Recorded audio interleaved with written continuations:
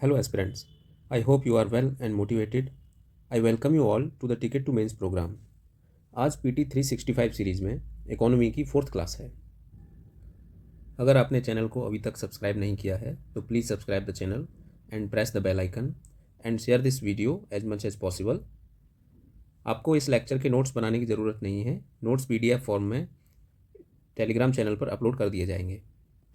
तो चलिए discussion start करते हैं। आज का पहला टॉपिक है डिविडेंड इक्वलाइजेशन फंड। ये क्या होते हैं? Dividend equalization funds are set up by urban cooperative bodies through appropriation of profits to pay dividend in future years when profits are insufficient और where the bank has posted a net loss. See cooperative banks are owned by the promoters or the members of the cooperative society. Okay तो उनका कुछ investment होता है उस bank में, तो उस इन्वेस्टमेंट के रिटर्न में बैंक जो है एवरी ईयर उनको कुछ डिविडेंड्स पे करती है अपने मेंबर्स को। तो कभी बैंक प्रॉफिट में होती है और कभी ऐसा टाइम आता है कि बैंक लॉस में होती है या बैंक नेट प्रॉफिट नहीं गेन कर पाती है। तो उस केस में डिविडेंड को कंटिन्यूअसली पे करने के लिए कोऑपरेटिव बैंक्स क्या करती हैं कि अपने जो प्रॉफिट ईयर्स होते हैं, जिन ईयर्स में वो प्रॉफिट कमाती हैं, उनमें से कुछ amount of profit they set aside for paying dividends in the time when the bank incur losses or the bank does not earn such profits. I hope you have understood. So why this topic was in news? Because recently RBI asked urban cooperative bodies to stop the practice of setting up dividend equalization fund. तो इससे related UPSC अगर question बनाएगी तो question इस तरीके का होगा कि what are dividend equalization funds and it may ask their relationship with cooperative bodies and the scheduled commercial banks. थोड़ा कोऑपरेटिव बैंक्स के बारे में जान लेते हैं और जान लेते हैं कि कैसे ये कमर्शियल बैंक से डिफर होते हैं, कैसे कमर्शियल बैंक से अलग होते हैं। ओनरशिप की बात करें तो cooperative banks are owned by their members और the promoters of the cooperative society and the ownership of commercial bank lies with the share holders और विच कैन बी प्राइवेट और government.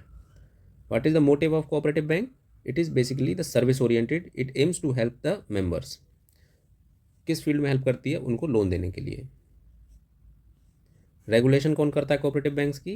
They are regulated by RBI and registrar of cooperative societies, but scheduled commercial banks are regulated entirely by RBI. What is the structure? Cooperative banks are constituted in 3-tier system: primary agriculture cooperative societies, district central cooperative societies and scheduled cooperative bodies. And commercial banks are also structured in 3-tier system: head office and branches and regional branches. What is the capital source? For cooperative banks, capital comes from members contributions and borrowing from NABARD, but in commercial bank, capital comes from the shareholders deposits and market borrowings. What is the scope of operation? Cooperative banks focus on agriculture, rural lending and small business, whereas commercial banks serve all sectors including corporate, retail, international banking.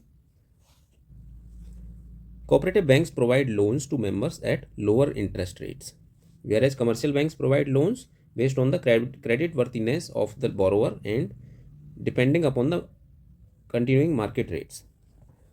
What is deposit insurance? What is the status of deposit insurance? The deposits in the cooperative banks are covered under DICGC, which means the Deposit Insurance and Credit Guarantee Corporation.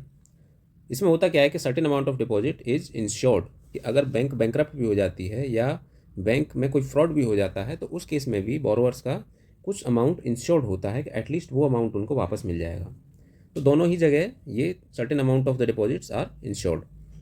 Decision making in the cooperative bank is democratic, means decision are taken by the members on the basis of majority votes, where one member holds one vote value.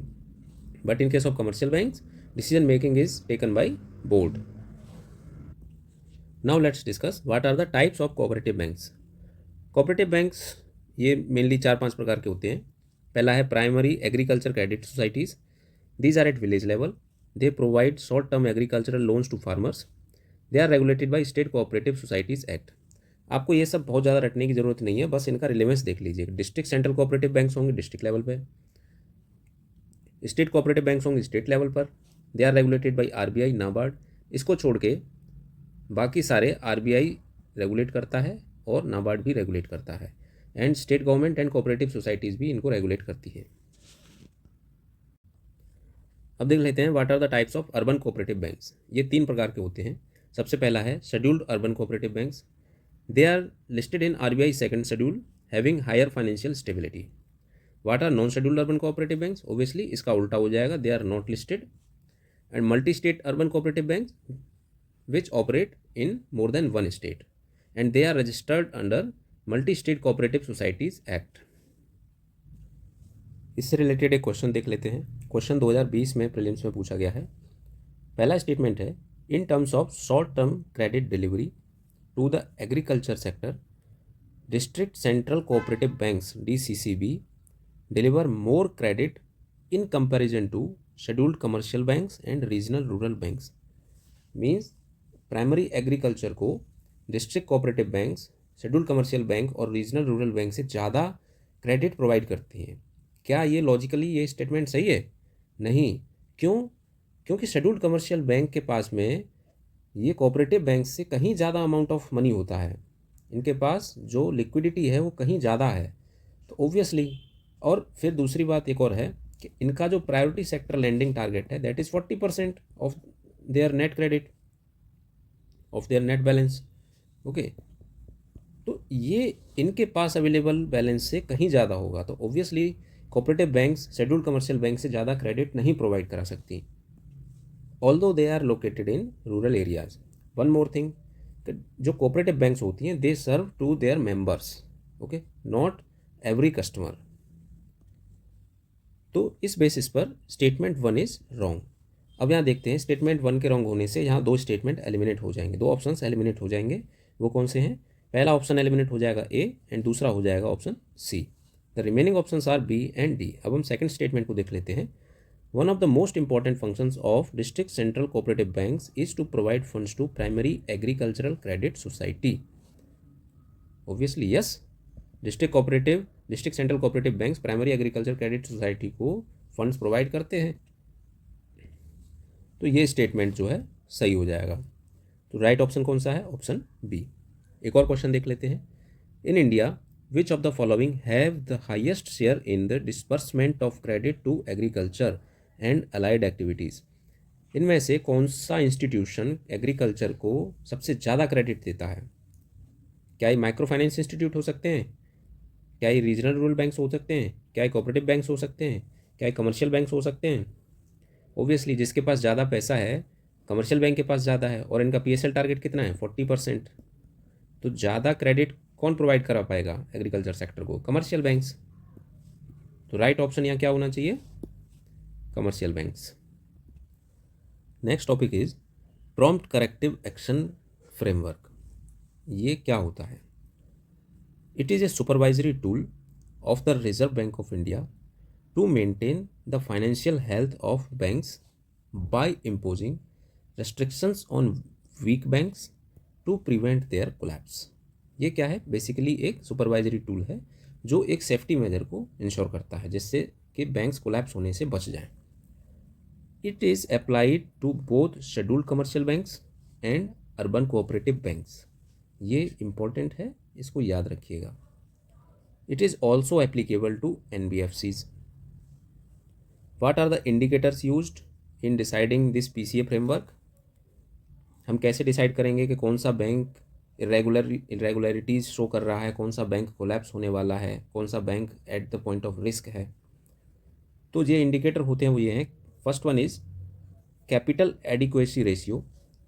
What it is the bank's ability to absorb losses. Bank के पास कितना capital available है, ठीक है। अब bank profit कैसे कमाता है? बैंक के पास कुछ डिपॉजिट्स आते हैं, इन डिपॉजिट से बैंक क्या करता है? लोन्स डिसबर्स करता है, लोन्स डिस्ट्रीब्यूट करता है। अब ये लोन कुछ NPA में चले जाते हैं, कुछ ये लोन रिटर्न होते हैं, इनसे बैंक जो है इंटरेस्ट अर्न करता है, ठीक है। अब अगर ज़्यादा NPA हो जाएंगे और इंटरेस्ट ज़्यादा रिटर्न नहीं आएगा तो उस केस में क्या होगा?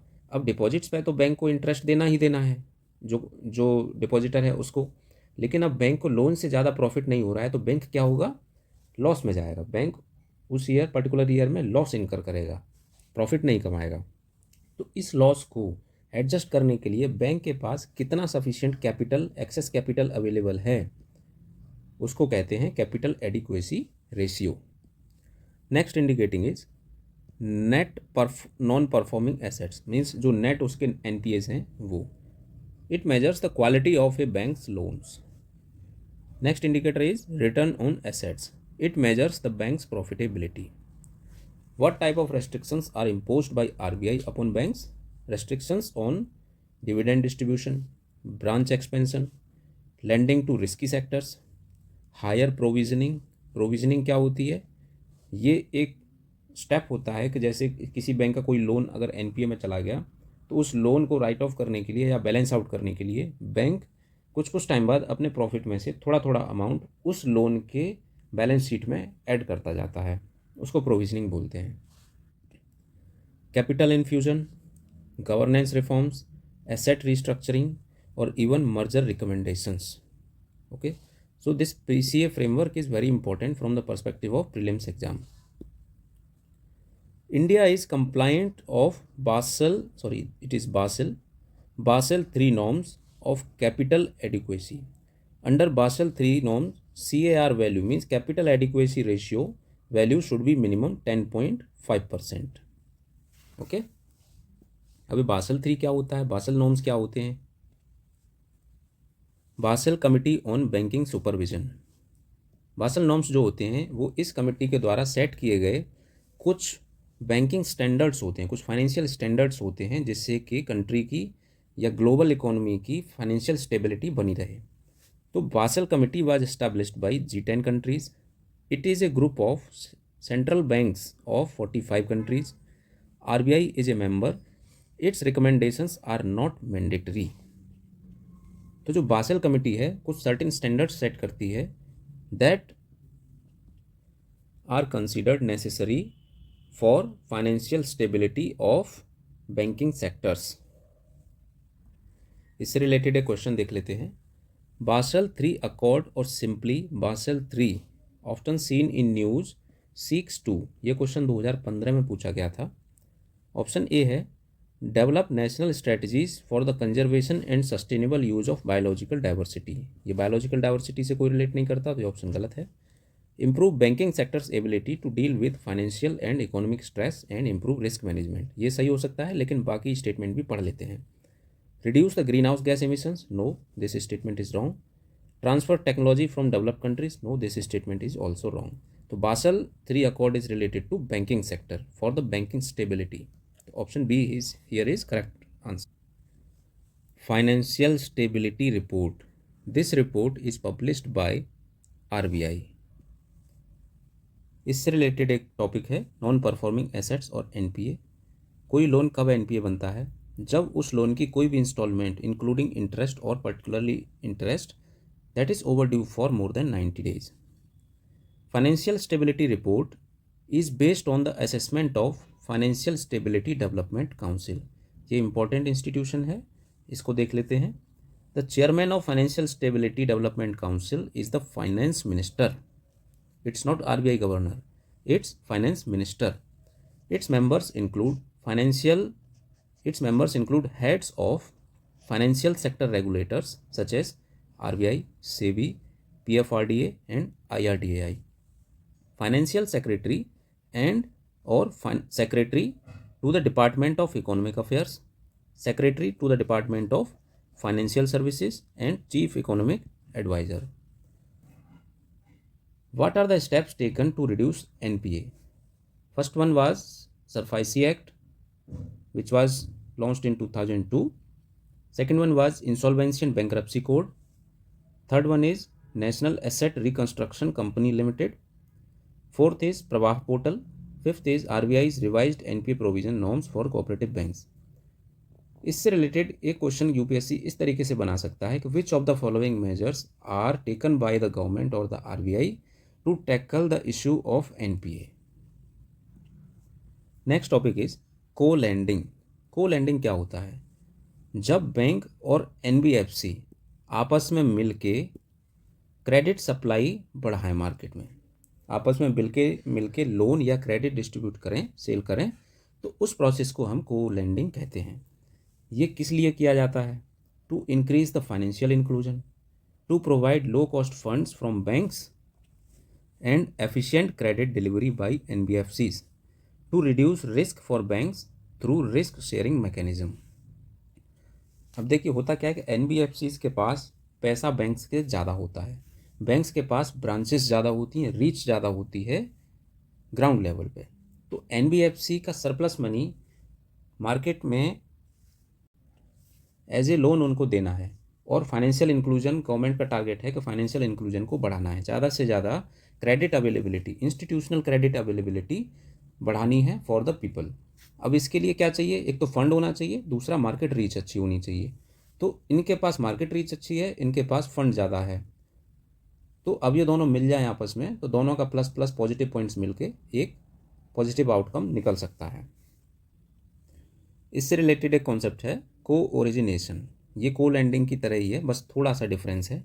डिफरेंस किस में है कि in co lending banks hold 80% exposure, NBFCs hold 20% exposure. Banks in co origination banks and NBFCs had flexible risk sharing ratios. यहाँ पे क्या है कि दोनों का जो एक्सपोजर होगा क्रेडिट में वो डिफाइन कर दिया गया कि बैंक का जो एक्सपोजर होगा वो 80% होगा एंड एनबीएफसीज का एक्सपोजर होगा वो 20% होगा। लेकिन यहाँ पे क्या था कि बैंक्स और एनबीएफसीज अपनी फैसिलिटी के हिसाब से, अपनी कन्वीनियंस के हिसाब से उस एक्सपोजर को शेयर कर सकते थे। Loan agreement in co lending there is a single unified agreement for borrowers, but in co origination there are multiple agreements creating borrower confusion.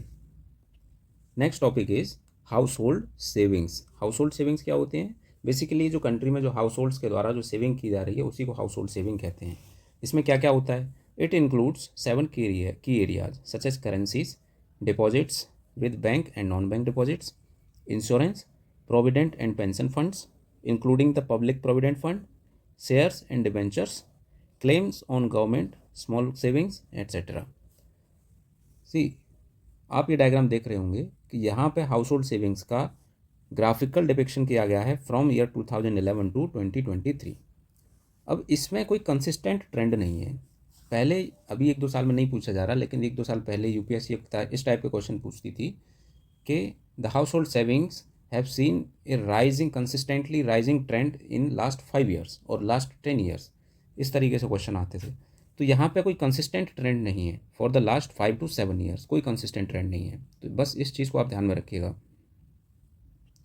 एक क्वेश्चन देख लेते हैं।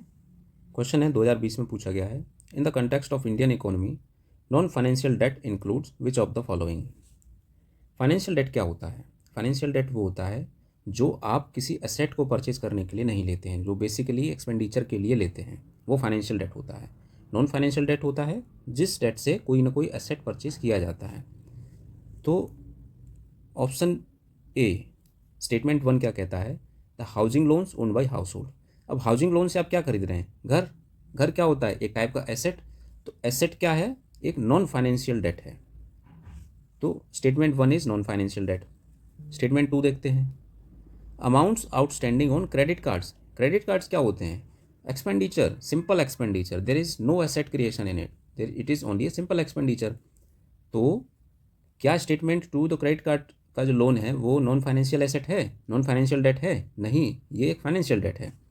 तो स्टेटमेंट 2 इज़ रॉन्ग। तो इसकी वजह से हम देखते हैं, इसके बेसिस पर हम कौन सा ऑप्शन एलिमिनेट कर सकते हैं। Option B is eliminated here, option D is eliminated here.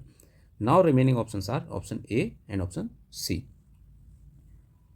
So we have seen option 1, statement 1 is correct, so option A is correct here. Statement 3 को भी देख लेते हैं। ट्रेजरी बिल्स क्या होती है? बेसिकली जो सेंट्रल गवर्नमेंट है वो अपने शॉर्ट टर्म क्रेडिट क्रंच को, शॉर्ट टर्म मनी सप्लाई को पूरा करने के लिए कुछ बिल्स इशू करती है और मार्केट से कुछ पैसा बोरो करती है। उस पैसे से गवर्नमेंट एसेट क्रिएट करने के बजाय अपनी स्कीम्स को फंड करती है। तो बेसिकली स्कीम्स को फंड कर रही है तो मार्केट में मनी सप्लाई बढ़ रही है। तो ये एक नॉन फाइनेंशियल डेट नहीं है, ये एक फाइनेंशियल डेट है, क्योंकि इससे एसेट नहीं क्रिएट हो रहे हैं। ओके, तो statement 3 is not a non financial debt. Next topic is inverted duty structure. Inverted duty structure ये क्या होती है? जब import duties on input goods are higher than finished goods. मान लीजिए कोई इंडस्ट्री, कोई कंपनी कुछ भी प्रोडक्ट बनाती है। अब मान लीजिए ये प्रोडक्ट बना रही है cycle, it is bicycle. Bicycle कोई कंपनी बना रही है, इसको बनाने के लिए इसको कुछ इनपुट की ज़रूरत होगी। इसको चाहिए metal, rubber, okay, and petroleum products like grease. अब इन रॉ मटेरियल्स पर इतना ज़्यादा इंपोर्ट टैक्स हो कि अगर वो कंपनी बाइसिकल डायरेक्टली बाहर से इंपोर्ट करे तो उस टोटल बाइसिकल के इंपोर्ट पर जो टैक्स है, इस पर जो टैक्स है वो रॉ मटेरियल पर इंपोर्ट के टैक्स से कम हो, तो उस केस को क्या कहते हैं? उस सिनेरियो को इन्वर्टेड ड्यूटी स्ट्रक्चर कहते हैं। अब इससे होगा क्या कि रॉ मटेरियल कॉस्टली है compare to the finished product, okay. अगर कोई कंपनी फिनिश्ड प्रोडक्ट इंपोर्ट करे तो वो उसको सस्ता पड़ेगा कंपेयर टू उसके कि रॉ मटेरियल इंपोर्ट करके फिनिश्ड प्रोडक्ट यहाँ बनाए इन दिस सिनेरियो। इसकी वजह से क्या होगा कि इंपोर्ट्स ऑलरेडी महंगे हैं, एक्सपोर्ट्स हमारे महंगे हो जाएंगे, तो एक्सपोर्ट कम्पिटिटिवनेस कम हो जाएगी। Impact of inverted duty structure: expensive imports make products costly. It affects domestic industry. It makes difficult to compete in the export market. Recently, the GST Council has released new rates under GST. So, GST has become a relevant topic from the perspective of upcoming prelims exam. Let's discuss about it. Goods and Service Tax. It was brought by 101st Constitutional Amendment Act. It is a comprehensive indirect tax. It is a destination based tax, means जहाँ कोई चीज़ produce हो रही है वहाँ पे GST उस चीज़ पे नहीं लगता है, वो जहाँ पे कंज्यूम होगी वहाँ पे उस चीज़ पर जीएसटी लगेगा। Under GST various type of taxes of the central government and the state government were merged into a single comprehensive tax. इससे रिलेटेड क्वेश्चंस पूछे जाते हैं, हम डिस्कस कर लेते हैं कि कौन सा टैक्स मर्ज हुआ था। सेंट्रल गवर्नमेंट के जो टैक्स थे वो थे central excise duty, service tax, central sales tax, additional duties of excise and countervailing duty. State tax कौन से थे? Value added tax means VAT, sales tax, state excise duty, octroi, purchase tax, luxury tax, entertainment tax. तो basically इनको बस 2-3 बार पढ़ लेना तो ये आपको याद हो जाएंगे। GST is not applicable on petrol, diesel and tobacco products. There are 5 slabs of tax under GST which are 0%, 5%, 12%, 18% and 28%. ऐसे कौन से गुड्स एंड सर्विसेज हैं जो 0% स्लैब में आते हैं?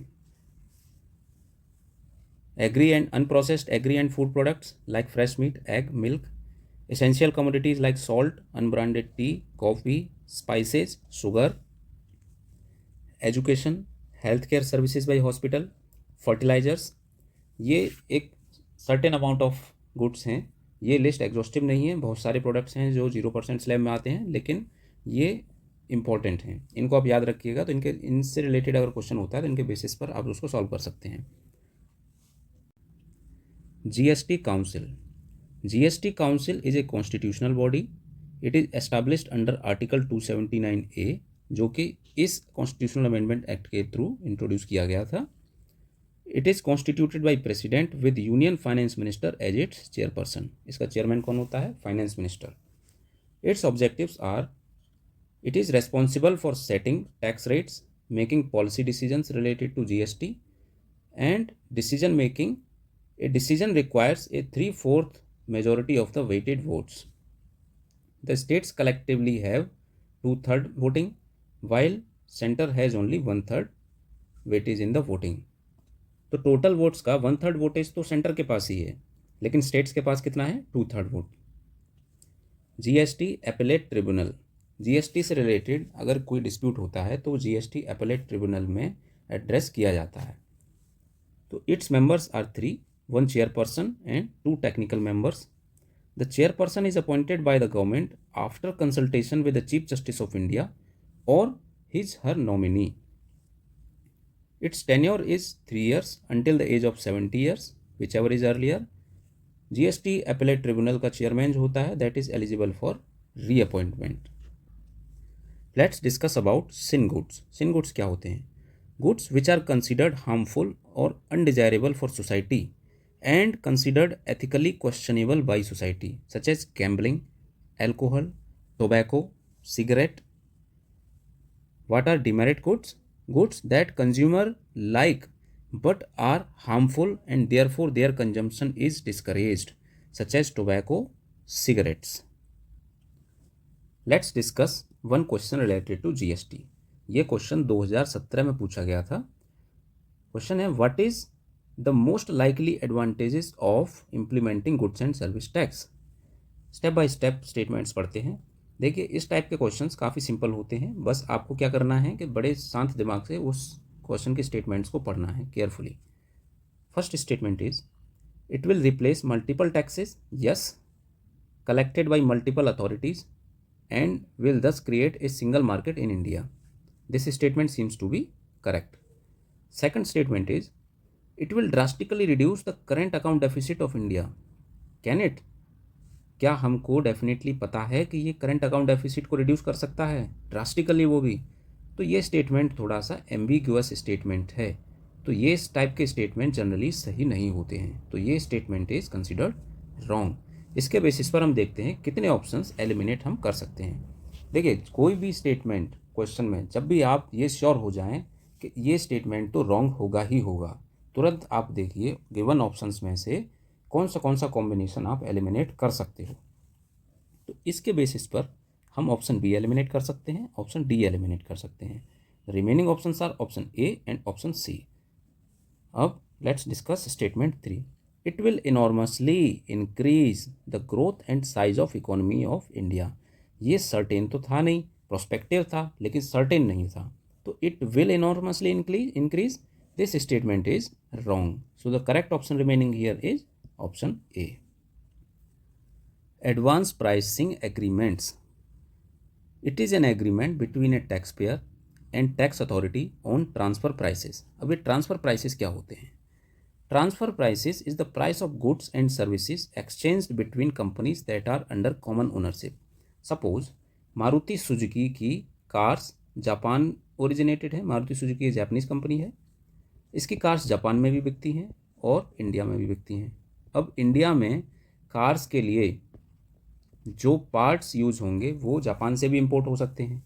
अब कंपनी टैक्स रेट्स को कम करने के लिए, कम टैक्स को बचाने के लिए क्या कर सकती है कि अपने जो पार्ट्स हैं उनकी जो रियल वैल्यू है उनको बहुत कम शो कर देगी टैक्स अथॉरिटीज़ के सामने.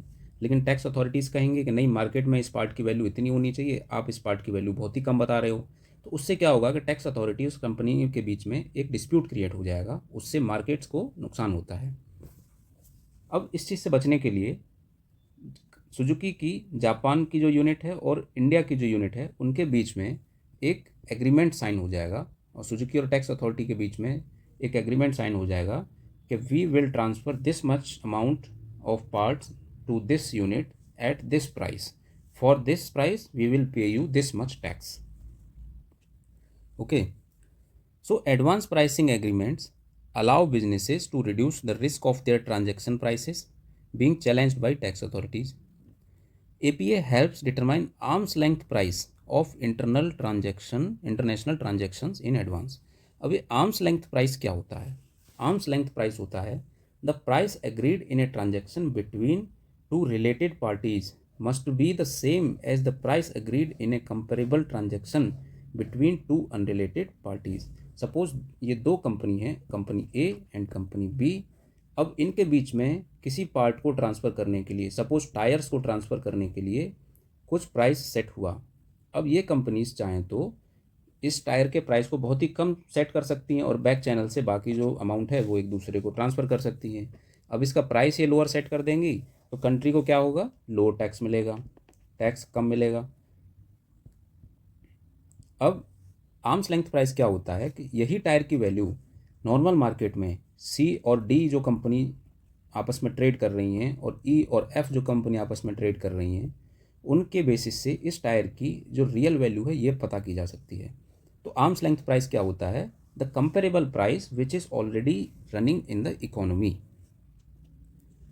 Advanced pricing agreements guidelines are issued by Ministry of Finance and they are implemented by Central Board of Direct Tax. Next topic is Double Taxation Avoidance Agreement DTAA. DTAA is an agreement between two countries or territories with an objective to avoid double taxation on same declared asset in two different countries or territories. ये क्या होता है? Basically suppose Japan and India. अब Suzuki ने Japan में एक car बनाई। अब इस कार के ऊपर ऑलरेडी जापान में टैक्स पे कर दिया है सुजुकी ने। अब इस कार को सुजुकी इंडिया इंपोर्ट एक्सपोर्ट करना चाहती है। अब इंडिया में इसको डबल टैक्स ना देना पड़े, इसके लिए इंडिया और जापान के बीच में एक एग्रीमेंट होगा जो कि होगा डबल टैक्सेशन अवॉइडेंस एग्रीमेंट।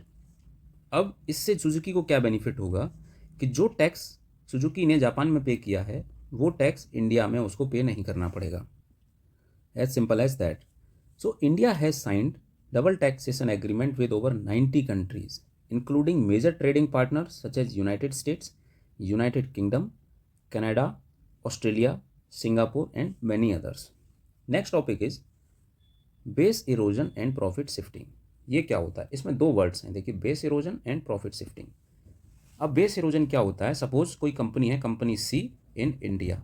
अब इंडिया में टैक्सेस हैं ज़्यादा, इसको लगता है कि इंडिया में ज़्यादा टैक्सेस हैं, तो ये क्या करेगी कि अपने ऑपरेशंस, जो लीगल ऑपरेशंस हैं, काम तो इंडिया में ही करेगी लेकिन लीगल ऑपरेशंस ये कहाँ शिफ्ट कर देगी? किसी ऐसे कंट्री डी में जिसमें टैक्सेस कम हैं, corporate taxes and other taxes are lower than India. तो यहाँ पे क्या हुआ? इंडिया का टैक्स बेस कम हो गया, तो इंडिया का टैक्स बेस इरोड हुआ, तो दैट इज़ बेस इरोजन। अब इस कंपनी प्रॉफिट, तो एक कंपनी कहाँ से कमा रही है? इंडिया से, लेकिन इसने कंपनी को रजिस्ट्रेशन कहाँ का दिखाया हुआ है? दूसरे कंट्री डी में। तो ये प्रॉफिट को क्या कर रही है? इंडिया से शिफ्ट कर रही है इन कंट्री डी, तो जहाँ पे ये अपने प्रॉफिट्स पे टैक्स पे करेगी। तो यही होता है base erosion and profit shifting. So profits are artificially shifted to jurisdictions with little और no taxation resulting in reduced tax revenue for governments. इससे रिलेटेड एक क्वेश्चन देख लेते हैं। क्वेश्चन 2016 में पूछा गया था।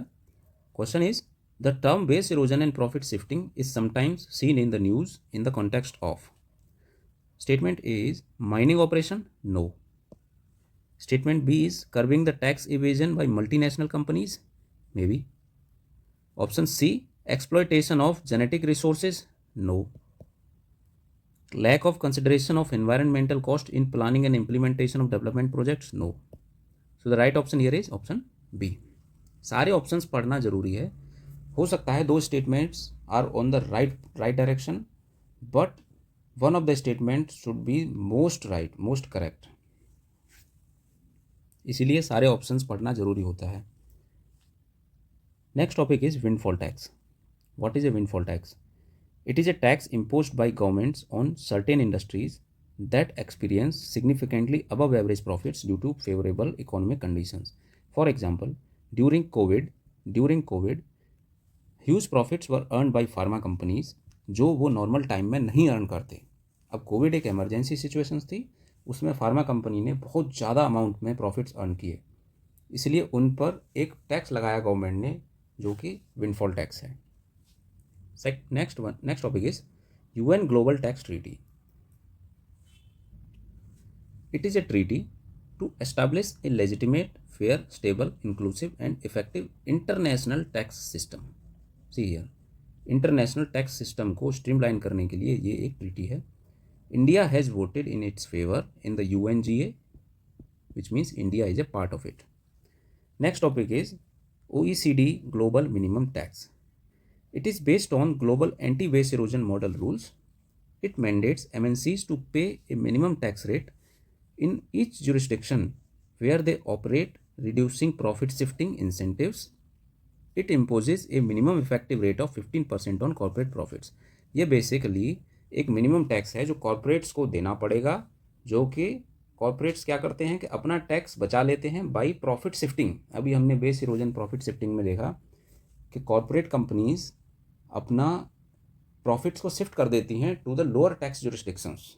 अब उससे क्या होता है कि जो उनकी ओरिजिन कंट्री हैं जहाँ से वो प्रॉफिट वाकई में कमा रही हैं उनको लॉस होता है। तो इससे बचने के लिए, इसको टैकल करने के लिए OECD ने एक मिनिमम टैक्स रेट डिसाइड किया है जो कि कॉर्पोरेट प्रॉफिट्स, कॉर्पोरेट कंपनीज को पे करना ही पड़ेगा, चाहे उनका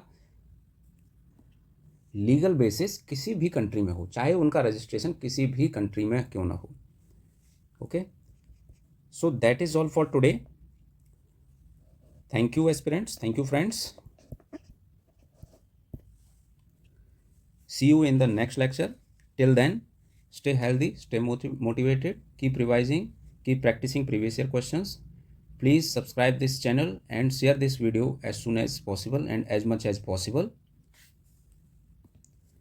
ये PDF आपको टेलीग्राम चैनल पर मिल जाएगा। Please subscribe the Telegram channel. Thank you very much.